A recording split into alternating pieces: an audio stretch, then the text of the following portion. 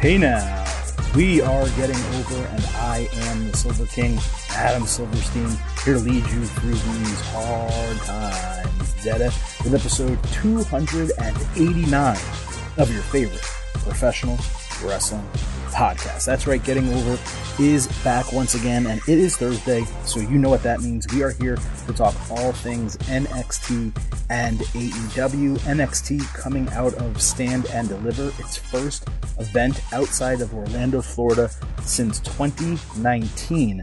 AEW putting on what was pretty clearly an effort to have one of the best in-ring wrestling television shows of the last couple of years, in a minimum, maybe even all time. A lot of really strong matches on Dynamite this past Wednesday, but the Silver King is here to break it all down. It would not be an episode of the Getting Over Wrestling podcast without me reminding you straight off the top that this show, as always, is all about Defiance. So please be sure to head on over to Apple Podcasts and Spotify. Leave that 5-star rating on Apple. Also leave a review.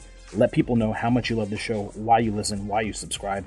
And please convince them to do the exact same. Also, please do not forget to follow us on Twitter at GettingOvercast. That's where you can first find out about new episode drops. You can participate in polls, conversations with us throughout the podcast. We usually live tweet during every major professional wrestling show in North America, except this week I happen to be on site in Augusta, Georgia for the Masters. Therefore, it has been basically impossible for me to do that this week, but we will be back to our regular schedule, same bat time, same bat channel next week. So with all of that out of the way, let's just get into the show.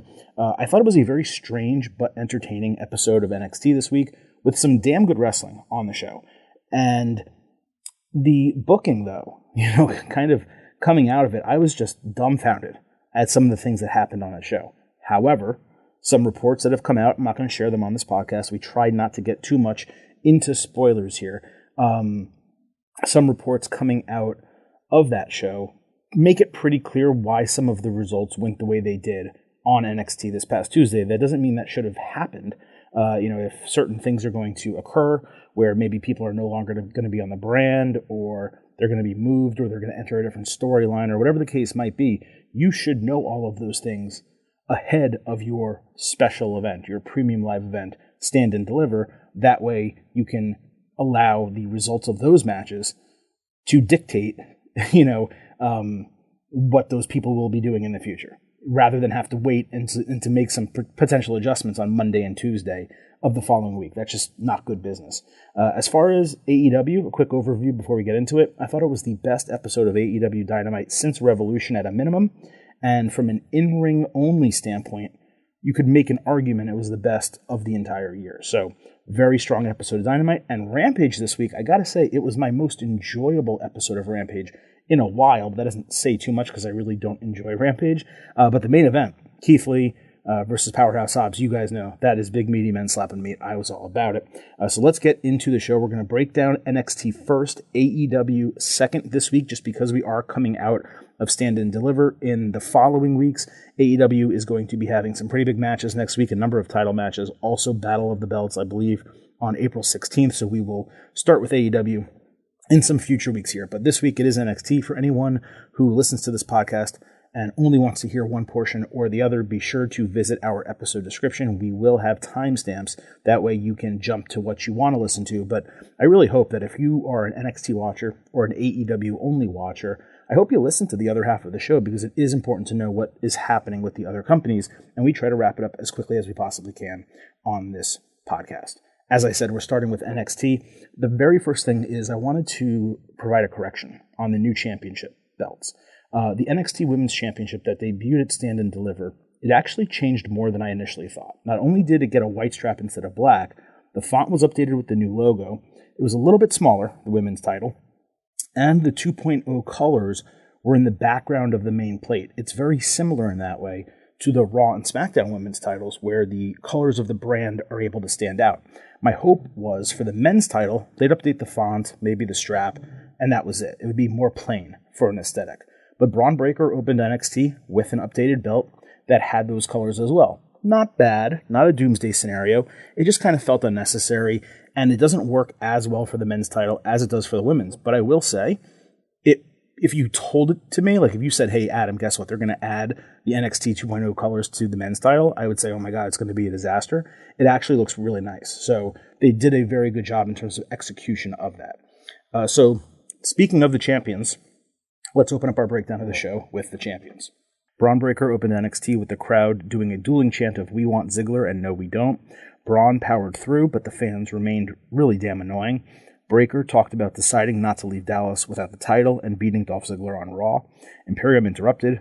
Gunther said, "The NXT title proves you're the best, and he wants a shot." Braun accepted immediately for the main event of the show.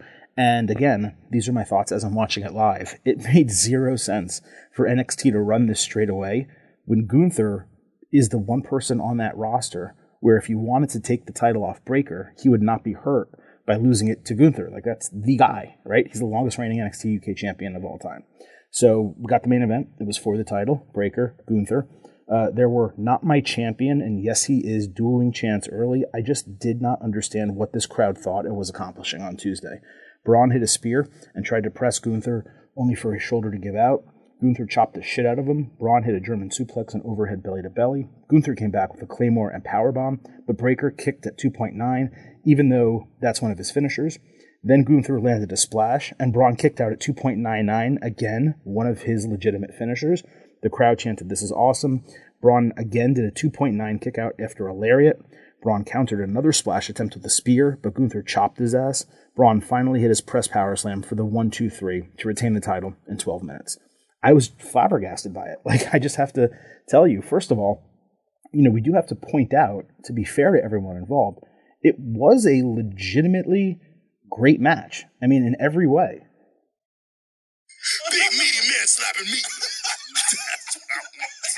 So I went 4.25 stars A and 5 slabs of beef for this match. I mean, it's all you could ask for. It was a premium match on free television. We should not ignore that. It's something that could have main evented a TV special at the very least. But unless Gunther is being called up to the main roster immediately, and that is probably legitimately the only acceptable explanation, unless he's asked for his release or some shit, having Braun take out the longest reigning NXT UK champion and the guy who probably should have beat Breaker for the NXT title was just absolutely shocking. It's one thing to do it after a long storyline building towards a match at a premium event. It's quite another to randomly throw it on an NXT immediately succeeding a premium event and treat Gunther like he's just another upper mid-carder. This guy's a bona fide, unquestioned main event caliber wrestler. So because of all of that, it was an astonishing decision and one that I don't think I'll be able to understand unless one of those things I just mentioned happens. And obviously, if it is one of those two, I hope it's a call-up and not the latter situation. But there was more having to do with Braun Breaker on the show. Because earlier in the show, Joe Gacy said having someone you can completely trust is important and not having family would lead someone to self-destruction. Draco Anthony watched it. He got really angry. When Zion Quinn gave him advice, Quinn said he needs to learn a lesson in respect. And that was really all that happened there. And I did appreciate NXT getting these guys involved in a storyline, but it feels like it went on for 2 months now with no resolution, given what happened immediately after on TV. Gacy also later talked about controlling chaos so it doesn't control you. So after the bell of the NXT title main event, Rick Steiner appeared on screen and congratulated Braun on the victory, called him son. Then it was revealed that Rick was tied up with rope inside a cage, as Gacy said family was everything and Harland rattled the cage with a wrench. They said they were going to teach an old dog some new tricks. This just completely came out of nowhere. Gacy stepping up and being an easy target for Braun as the next contender is perfectly fine. In fact, it's along the lines of what I would expect coming out of a special event instead of just feeding Gunther to him. In fact, it makes the booking of the Braun-Gunther match even more surprising and concerning, again, with the caveat, unless one of those other things is happening and they wanted to maybe put Braun over Gunther before he left NXT for good. And because of all that, it legitimately felt, while I was watching the show, as if the person who booked NXT for the last month and at Stand and Deliver, Shawn Michaels, was either possessed by someone else's creative mind or just a completely different person on Tuesday. There was an immediate title change, randomly beating Gunther in a title match, 3 championship matches scheduled for next week. More on that coming in a minute. It was just impossible for me to compute everything that I was watching as I was going through the show. So we also had Imperium versus Creed Brothers on the program. This started during a commercial break. Great action both ways, with Imperium taking out Brutus Creed's knee. Julius Creed did an incredible double underhook delayed flat press for a near fall. Fabian Eichner caught Julius midair and deadlifted him into a rolling slam in an incredible spot. Marcel Bartel got busted open, and then Eichner randomly left the ring and walked to the back. The Creeds immediately took advantage with an inverted fireman's carry slam and basement clothesline for the win. There was no harm really in the Creeds beating Imperium, but Eichner just walking away was incredibly strange and unexplained, and then Gunther later told Bartel that there would need to be no more distractions. After the bell, the mysterious Vandals attacked the Creeds with steel chairs and removed their masks. It was Pretty Deadly from NXT UK, the tag team. For those who don't know, they are a fantastic team and a great addition to what's already a pretty loaded NXT tag team scene. Now, while the tag team name remained, each of them had new individual names, and both were actually upgrades over their old names, which is very rare in NXT these days.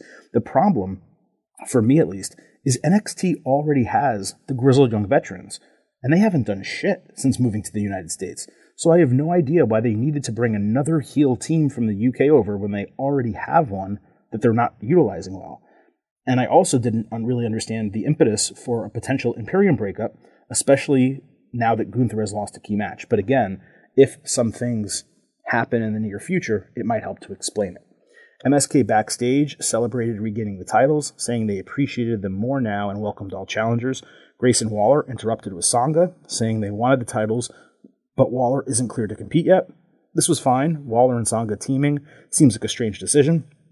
And they're also getting the title match next week. It was scheduled without deserving it. And it's going to be interesting to see what happens now. And you may say, well, Adam, why are you so interested to see what happens now? Well, I'll tell you, because between NXT and AEW Dynamite, so at some point on Wednesday, WWE released one half of MSK, Nash Carter. There's myriad reasons why it may have happened. There's been reports in multiple directions, but he is having some personal marital problems with his spouse, soon-to-be ex-spouse. I believe the story is that he recently filed for divorce. She's accusing him of abuse. People are backing up, saying she is mentally and psychologically abusing him. She also posted a photo of Nash Carter that seems to be from nearly a decade ago, about 9 years ago, when he was 18 or 19 years old, with a Charlie Chaplin mustache, is how I would prefer to refer to it, and doing a certain salute that would go with the other person who was known for that particular mustache. It seems to be like something he was doing kind of as a joke to send to a friend, like while he was shaving or something like that. Not that he actually wanted to look that way or held those beliefs or anything like that, but nevertheless, WWE, sensitive given the controversy around the Gunther situation, probably also just sensitive in general considering it's a publicly traded company, whether it was the allegations of abuse, whether it was that photo that got circulated, they decided to cut ties with Nash Carter. So the champions who just won the titles on Saturday are now, basically split up. Wes Lee is looking for another partner, or they're going to dissolve the team, or they're going to vacate the titles. I have absolutely no idea what NXT is going to do, but this title match set for next week is off. Their championship reign is in question. Wes Lee's career is in question too. Not that he is not capable of working in WWE as a single. In fact, I think he'd be incredible. They could bring him up to the main roster, team him with Ricochet, and have a ridiculous tag team up there. There's other people in NXT that he could team with, but there's certainly a rapport that he had with Nash Carter from the Radicals days, dating back to Impact Wrestling, and now he's on his own and he's stuck. And he's probably pretty upset also that his friend got fired. So I'm not exactly sure what's going to happen here, but again, we're talking about a show that almost everything that happened on the show seemed weird. This didn't seem that weird at the time. It sure as hell does now. And I just don't know how NXT is going to deal with the entire thing. Anyway, let's keep going to the weirdness of the rest of NXT. Cameron Grimes came out to celebrate his North American Championship win. Half of the crowd chanted, "You deserve it." The other half chanted, "No, you don't." It's like these assholes in Orlando were trying to be a Raw after WrestleMania crowd. This guy has been the ultimate babyface and dedicated the title win to his dead father. Like, are these fans just true pieces of shit? Anyway, so Grimes talked about busting his ass, proving his dad right, and being deserving of the title. Solo Sikoa emerged as the first challenger. He congratulated Grimes for honoring his dad, but he said championships run through his bloodline, and he wanted a shot. It's a good reference. Grimes said that if he wanted to be a real champion, he needed to beat people like Solo, so they shook hands. Solo pulled him close to intimidate him, and it ended. This was a really good babyface on babyface confrontation. Both of them absolutely nailed their parts, and the Inoue family references were perfect also. So this was one of the few things on the show that was like perfect, understandable, didn't have to wonder about what it meant or what was happening in the future. Let's get to one of those, though. We had a women's tag team championship match. Raquel Gonzalez and Dakota Kai against the Toxic Attraction. It was a rematch after Toxic Attraction lost the titles at Stand and Deliver. The former champions complained about being surprised by Gonzalez's return and said they were ready for their rematch. The faces said they weren't scared of the challenge. Gonzalez got her head slammed against the ring post, then re-injured her knee in the Tree of Woe, and she sold it for the rest of the match. Kai hit a coup de grace, with Gonzalez hitting the Twisting Vader Bomb, but the fall got broken. The referee screwed up the fall after some toxic offense. Gigi Dolan countered a power slam into a cutter. Mandy Rose chased down Wendy Chu at ringside and eliminated her. Gonzalez caught Dolan for a Chingona Bomb, but JC Jane took out her knee. Toxic Attraction then teed off on her with kicks for the 1-2-3 to regain the titles after 72 hours. The match was largely good, and the way it was laid out, it did make sense for a title change.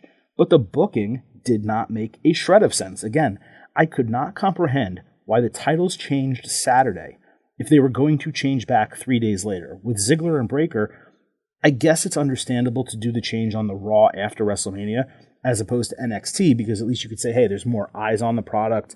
More people will see Breakker beat Ziggler on Raw than they would have on Stand and Deliver. So, okay. Now, if Gonzalez and Kai are getting called up, but it wasn't decided until after the fact, I guess that could be the reason for this.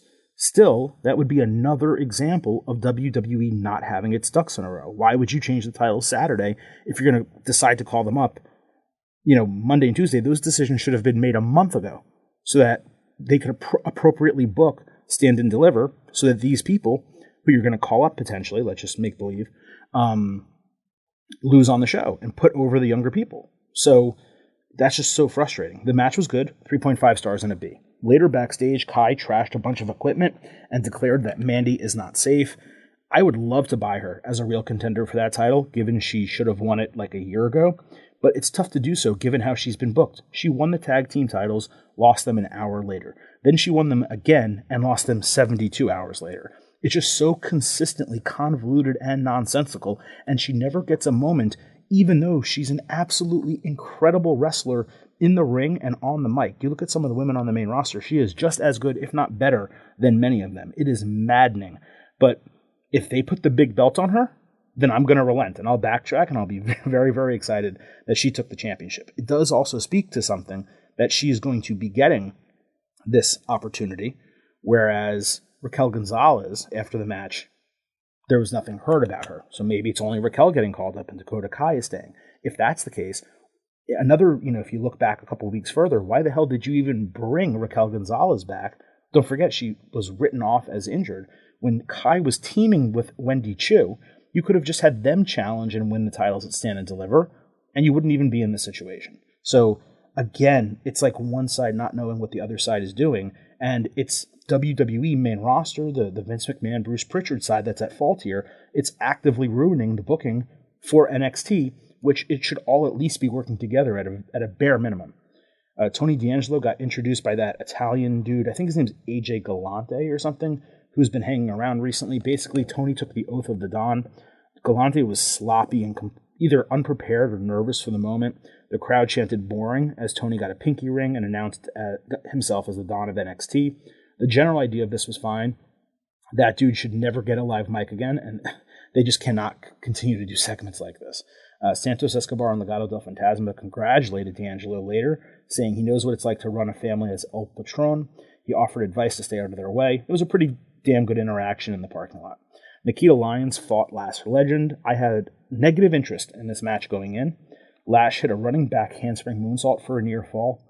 Lyons landed a German suplex and superplex for a near fall. Then she hit a roundhouse kick and the falling split for the win. I think we can all agree that it's rare that I am completely dead wrong about something. This match completely shocked me. I'm not saying I'm never wrong. I'm saying it's very rare that I'm 100% wrong. And I was 100% wrong about this. There were no botches. There were some solid moves. Neither of them looked noticeably green, even though they are very green. Maybe it was just the right combination of people.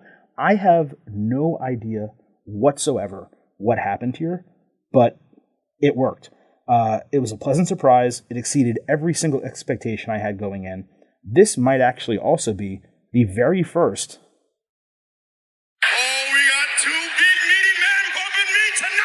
match with two big meaty women bumping me tonight, and I think a lot of people loved seeing it. So, you know what?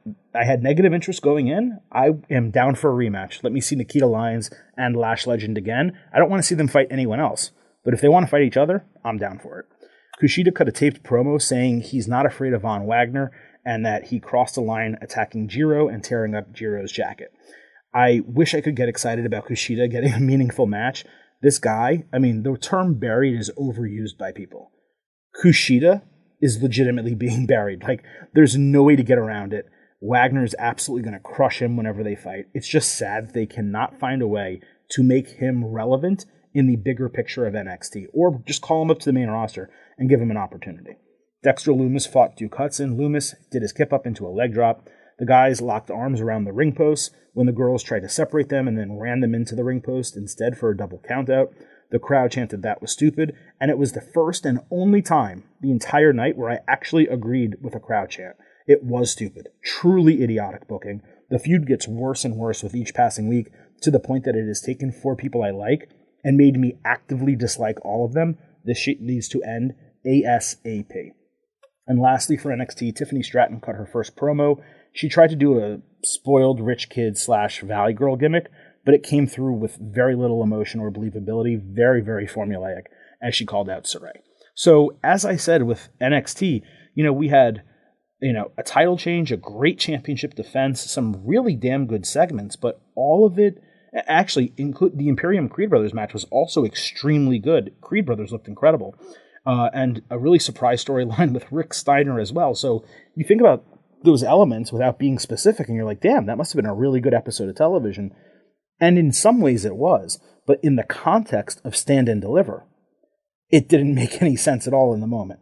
We will see what happens Friday night on SmackDown, Monday night on Raw. Are people getting called up? Will some of this stuff make sense sooner than later? If it does, then it's at least understandable why Tuesday's show happened the way it did, but there is no excuse to have to hotshot book like that when call-ups and big decisions, to that degree, should be made ahead, like a month before WrestleMania. That way storylines can be worked out. They cannot do this to fans who watch their product every week and invest in NXT and just say, hey, that premium event that you, on Saturday at 1 o'clock, took your entire afternoon to stay home and watch, even though WrestleMania was at night? Yeah, nothing that happened there mattered. That they can't do that to their fans. It's just not good. So that's NXT this week. Let's move over to AEW. We're going to go Rampage and Dynamite. We're going to mix them up a little bit together based on storyline and what's most important. On Rampage, the Young Bucks fought Top Flight. It was exactly the match you would expect. Fast-paced, high-flying, super exciting. Darius Martin hit a great standing Spanish fly, but eventually got caught with the BTE trigger. Lots of fun and a good opener for any wrestling show. There just wasn't much storyline or substance to it. Overall, I went 3.5 stars and a B. The Bucks later went over their accolades, saying that FTR may have had some success, but they haven't beaten them yet. They then accepted their challenge for Dynamite. What's notably random about this FTR Bucks feud is the Bucks had been off TV for no discernible reason, despite previously being involved in the storyline with Undisputed Elite. Suddenly, they're no longer involved with them anymore, and they have a random match on Rampage and then get called out by FTR for a match. It just was very random the way this whole thing was booked. In fact, it was the way I look at it, it was booked because Tony Khan decided, hey, we want a really killer match on the Dynamite after WrestleMania to show people what AEW is all about. That's, to me, that is the reason why all this happened. Maybe I'm wrong. Maybe there's another reason. That's how it came across to me. On Dynamite, there was the payoff, in a AAA and a Ring of Honor Tag Team Championship match, both titles on the line. FTR against the Young Bucks. There were dueling chants at the bell. FTR did Stereo Sharpshooters, another Bret Hart reference. Dax Harwood had a great hot tag suplexing one Buck into another before hitting a pile driver that definitely looked like a 3 count, but somehow was not. Dax hit a superplex as Nick hit a avalanche hurricanrana. The Bucks countered Big Rig and distracted the referee for a low blow, then hit Big Rig themselves for a 2.5 on Cash Wheeler. Then they hit a 450 and a moonsault for another 2.5. Cash ate a belt shot, but Dax made the save. Then they ate stereo super kicks. Cash ate a BTE trigger, but his foot landed on the bottom rope a split second before the full 3 count from the referee. One of the best such spots that I've probably ever seen. Top 3 to 5 ever, maybe. FTR countered a Meltzer driver attempt into a slingshot powerbomb and a tombstone. Matt spit in Dax's face, so they hit the BTE trigger on him. Then they kissed his cheeks and hit the Big Rig for the 1-2-3 to retain the titles and even the rivalry at 1-1. FTR got a really slow start in AEW, but they are on such a hot streak right now. It's absolutely incredible. I've yet to see their Ring of Honor match against the Briscoes. I hope to watch it sooner than later. That supposedly was the match of the entire weekend and a contender for match of the year. But, again, I haven't seen it. I can only talk about this. This was incredible. You guys know I'm not a Young Bucks fan at all. This is one of my favorite matches of theirs, largely because FTR was so damn good. This wasn't an indulgent spot fest. It was a real tag team wrestling match, which showed off the skill of the Jacksons, in addition to the obvious skill of FTR. Definitely an A+. For me to go 5 stars, a match basically has to be flawless. This wasn't. So I'm going 4.75 stars. It's the best television match of the year to this point, the best tag team match of the year to this point that I've seen. Again, I haven't seen the Briscoes match. And everyone says that match is better than this. Well, you know what? I can't wait to see it, and I hope it is better than this, because that would be awesome. But this was a great match, incredible main event, and awesome that it was free on television. Dynamite opened with Christian Cage against Adam Cole. Christian leapfrogged over the post unnecessarily to completely miss a splash on Cole outside. Then he got a sunset flip and tornado DDT for near falls. Cole hit the last shot in a false finish, with the idea being he didn't drop the knee pad so it wasn't impactful. For a former champion and a top contender to consistently forget to simply move a piece of cloth off of his knee, it's just so silly when you think about it, because it's not the first time it's happened. Christian's Hurricanrana was a near fall, and a spear was also a false finish after he countered Panama Sunrise, and another last shot attempt. Cole used the ropes to avoid kill switch. Then, as the referee got distracted, he put a thumb in Christian's eye and hit last shot for the win. Did they let the win hold some of its juice or impact immediately after the bell? Of course not. Undisputed Elite immediately attacked, with Jurassic Express immediately making the save. I don't even understand why Undisputed Elite needed to attack a guy who just got beaten. Hangman Adam Page charged down, as Cole said he wouldn't fight him until the title was on the line, so we got the expected rematch, but it's got a stipulation as a Texas death match on Rampage. That's quite a match to put on a struggling B show to pop a rating. Christian later threw a water bottle in anger as Jungle Boy challenged Red Dragon, putting the tag team titles on the line next week. The crowd was loving this entire thing, and there was a lot to like. The match was fantastic. Was a bit formulaic, so I went 4.25 stars and an A. I've seen people directly comparing it to Edge and AJ Styles. Yes, this was a better match than that, and that's pretty disappointing to me, given the former was at WrestleMania, and Edge and AJ Styles we thought would have an absolute banger. But this was Christian's second AEW singles match since September 2021, and you know full well what Tony Khan was doing booking it in this spot. One other thing, I cannot stress how irritatingly repetitive the booking has been for Hangman Page and Jurassic Express coming out of Revolution. I just want all of these guys to move on and stop interacting with each other. I'm just completely done with it. On Dynamite, Samoa Joe fought Max Caster. Joe made his AEW debut after making his Tony Khan employee debut, I guess, maybe, at Ring of Honor. Caster's rap was his best one of the entire year, and it continued a streak of, I think, 3 in a row that were solid or better. Joe stood silent as Caster talked trash. He had a pretty crazy tope suicida given his size. Joe then won with the Muscle Buster, which was basically illegal in WWE, and qualified for the Owen tournament. After the match, Jay Lethal and Sanjay Dutt cut a promo on the big screen. Lethal said Joe, his teacher, didn't answer his calls for months when he needed help. Lethal said he would have a big present for Joe next week in New Orleans. The crowd was incredible for Joe's debut and this match. Actually, the crowd was incredible this entire night. I think they were in Boston. Very awesome. It was appropriately short, the match, and Caster was the perfect first opponent for Joe. It was a great way to introduce him, and it felt like a big deal the entire time. Separately, I'm really glad Joe landed on his feet. As I keep saying, and as keeps getting proven with each passing week, I just have no idea how AEW is planning on using all these wrestlers.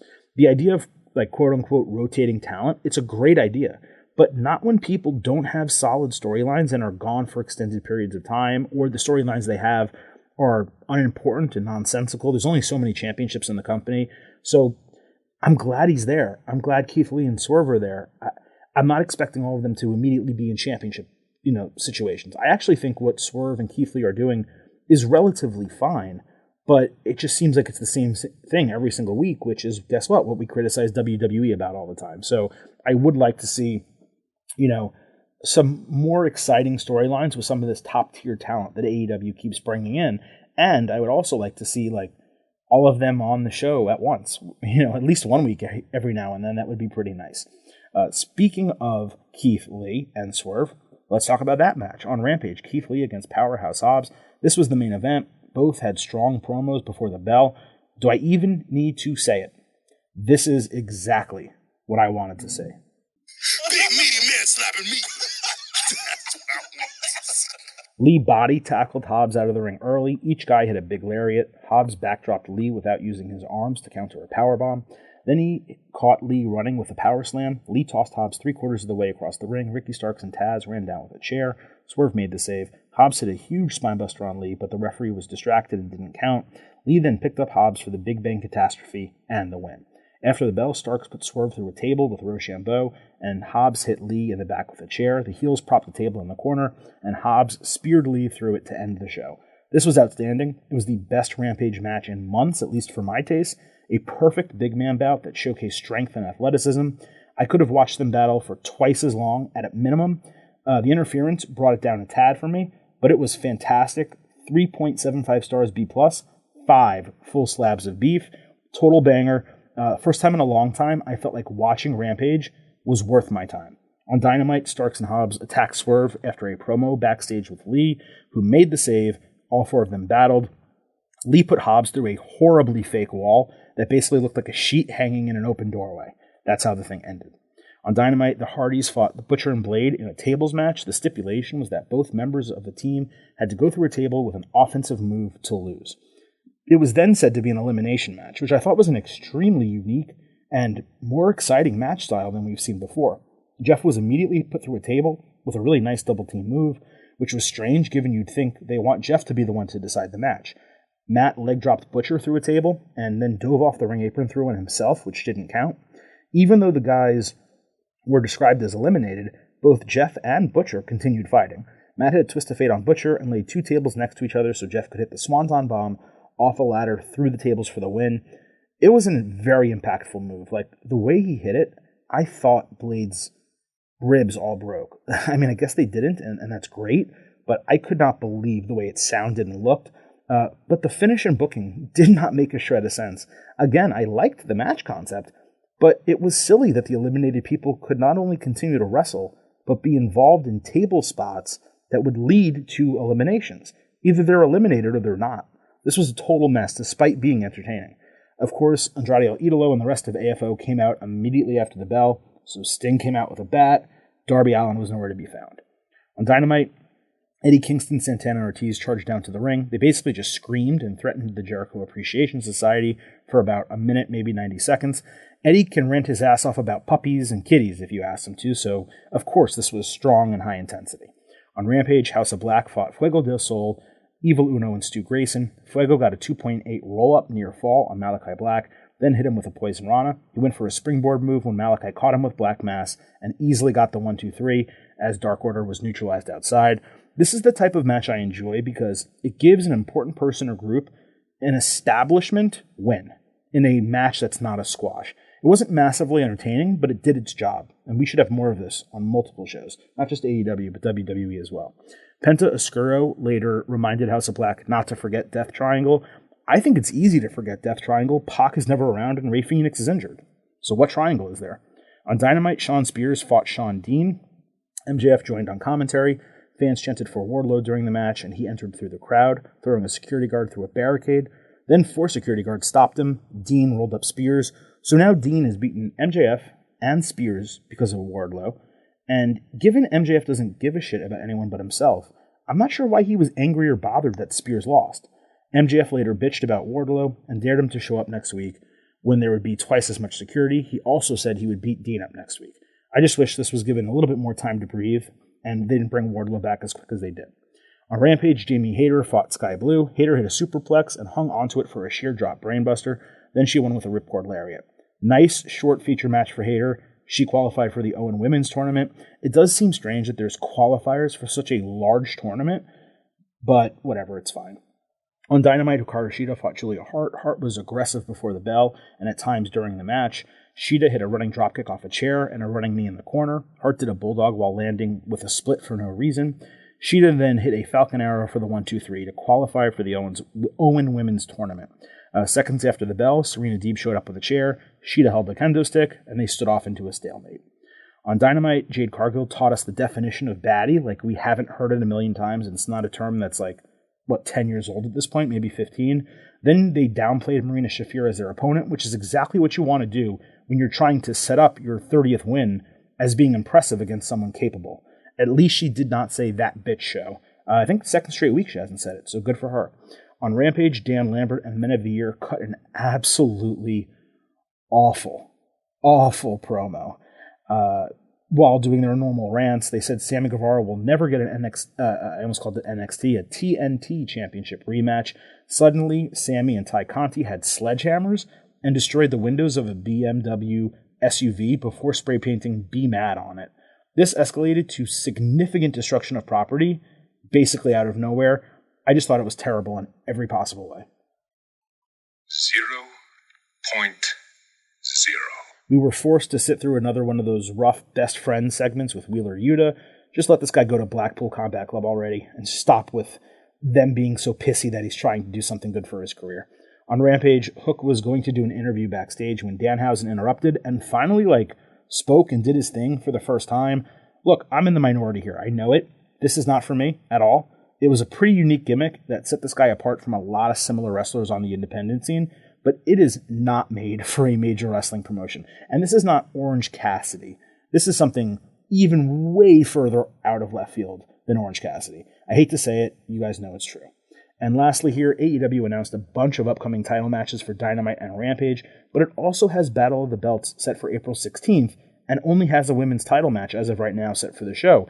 It just feels like they probably should have saved Hangman Cole for that special, which doesn't feel all that special. I'm sure they're going to put a TNT title match on it, maybe a TBS championship match on it, but for a Battle of the Belt show, this is already their second one. The first one wasn't that good. This one doesn't seem like it's going to have a big match on it either.